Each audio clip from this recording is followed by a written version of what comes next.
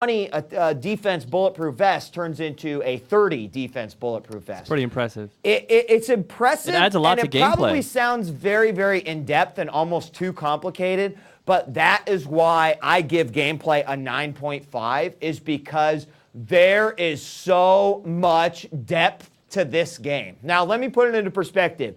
Force, do you think that Puzzle Quest had a lot of depth in terms of what you could do? You mean in actual gameplay or in the level? Well, we know that in terms of gameplay, as in moving this jewel from here to here, it didn't have a lot of depth. But I'm talking about training mounts, earning new spells, capturing monsters. In that sense, I think it had a lot of depth. There was a lot. So imagine that times about 1,000. And that, I honestly see thousands and thousands of hours of gameplay in this game. And I am so incredibly blown away by it that I cannot put the fucking game down. I didn't play it originally on the PlayStation 2. So for me, this is a big deal, getting a port that is portable nonetheless. Because I couldn't imagine spending all this time in front of my PlayStation 2 console doing the same thing. So the fact that they've given me accessibility outside of my home just blows my mind. Guys, the gameplay in this game is so immense, and the tactics is so simple yet complex. If you want to play it as easy as, like, I'm going to do nothing but get guys with swords and go after monsters, you can. But for me, I'm like, I want to have a mix of archers and swordsmen and warriors and mages, and it's built that way. You can play this game any way you want to. I give 9.5 to gameplay, as Hogan showed, and my fun cycle is a 9, guys. This is to me like COD 4. It shows up at 8. That's Zelda, a miss. That's why. Oh. It's not Zelda. There it is. Fun cycle's a 9. Guys, I don't know what it is, but maybe this has opened up a new genre of game that I previously didn't give enough attention to before. Maybe it's just the fact that I was too immature for tactics games when the first ones came out, and now I'm sort of like liking the more in-depth strategy that goes along with it. Regardless, if you are looking for a $30 title that is going to give you several thousands of hours of gameplay, you've just found it. Disgaea, Afternoon of Darkness. Now, what I didn't mention is that the story is hilarious. There's all sorts of, of course, you remember in like The Simpsons, some of our favorite jokes were like video game related. Jokes. Yeah. This game is full of video game related jokes. Like within the first 20 minutes, you fight this boss, and the boss has this name of like Kravashurlensky or some like weird Russian Ukrainian name, and the main character can't pronounce it, so he's like, you know what? I'm just gonna call you Mid-Boss. And so his name actually changes to Mid-Boss. It's got like a lot of sort of fun poking at a lot of different video games. And it's really a good play. And I highly suggest this one. Just like Phantom Hourglass, if you're looking for an in-depth RPG for your PSP, Disgaea is it. You've got to buy this one. Now, I'm going to warn you guys, if you are not a tactics fan, this game is probably not for you. But if you're looking for some... bummer. You had me sold till right there. See, but what I was going to say, Force, is that the game offers so much is that you don't even have to make tactics the focus.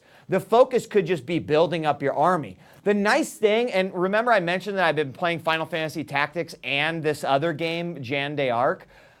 Those other games feel like work. This one is fun. And that is why it rises above the other two tactics games out there, and why I think you, who even doesn't like tactics games, might enjoy it because of the humor, because it feels like it's fun. It's not work. Like Final Fantasy Tactics, that fucking game is a part-time job, folks. That game was tough. That's what turned me off of this whole genre. This game's fun. Like, you are constantly like, oh my God, I just got this rare item. I'm going to take it to Item World and see what I can add to it. Like, that is fun. It adds a loot sort of side to it that just, it can't be beat. So I really would like you, even if you're not a tactics fan, to give this a shot. I think that you may find that the story, the characters, and the gameplay are all not what you expect, and you will really enjoy the game. So, Forrest, I'm going to be out. So after this review, you'd have to be kind of a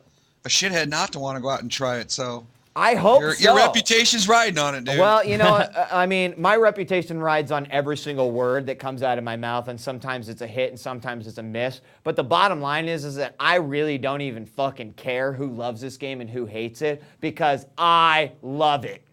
And so, you know, that's what gaming's all about, right? Like finding those games you love. All I'm letting you guys know is that maybe you overlooked this one. You might want to give it a second, glance. And your overall score? My overall score is going to be a 90%. Like Force, I almost feel like this needs to be higher, but it's just one of those games. That's pretty high, I think. You got it. It is That's high. For a portable game, you guys. For a portable game, it is high. It's fantastic. And with that, I think we should go on to News of the Week. Makes me want to play that game. So there you go. Well, I'm glad. I'm glad. And I hope that a couple guys, and if anyone's ever played the original, I know that there's some fans out there that played the original on the PS2. Please go to the forums at epilepticgaming.com and like back me up. Anyone in Stickum say they played this game, or is everyone just like, sounds like the most boring fucking game? Tyler? A few people said that they played it. Not many people though. You sold some people on it though. Really? Yeah. All right. Well, I want to hear from you. Sony needs to be paying you, brother. Exactly. Well, I just want to, bring an honest opinion to these guys, and I think it's a fantastic game. So, okay, let's move on. Long-anticipated PlayStation Network title Pain hits Thursday, folks. Also, additionally, High Velocity Bowling goes head-to-head with Nintendo's version, as it is also released on the PlayStation Network this week. As excited I am for another bowling game, oh boy. Pain is definitely the game that has grabbed my attention, guys. It's really rare when a downloadable title looks better than most of the games you are buying for $60. So if that is not a strong indication to you guys, I don't know what else could be. Force. Was there any mention of price? See, I asked Suma that as well, because there wasn't mention of price, which I thought was a little suspect, but I've almost got to imagine that it's going to either be $7.99 or $9.99. I'm thinking at $10. I'd snag it in a heartbeat. I would too, especially because it really does have some enhanced multiplayer, 4 guys sitting around their room sort of Can you explain this game really quick, what it's all about? I think the associate producer said it best when he said, you can't really explain this game. You've just got to play it. It looks fun. Basically, you fling shit and cause as much damage. Exactly. It's like Burnout, but with people. You know how you love it when you're playing games that use the Havoc engine and a guy dies and he's like... he's like falling all over. like he dies like this and you're just like laughing for 10. Okay, so it's the same sort of thing, but what you do is you actually like launch your model into a city.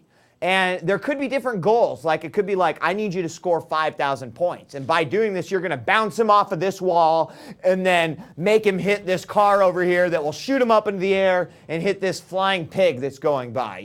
The game is basically an exercise in physics, but they found a way to take that ridiculous way that the physics in video games works and make it a fun multiplayer game. Force, I don't know, is there anything you feel like you could add to that would explain a little bit better what this game is all about?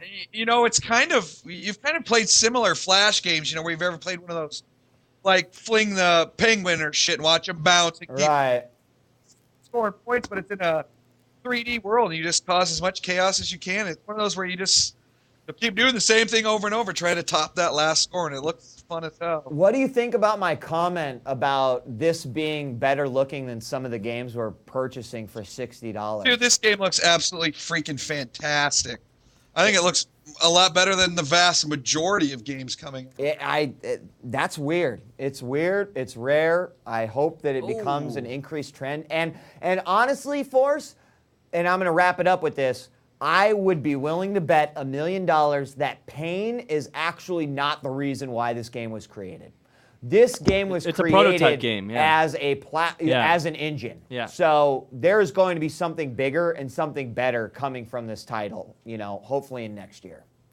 That's just my thought.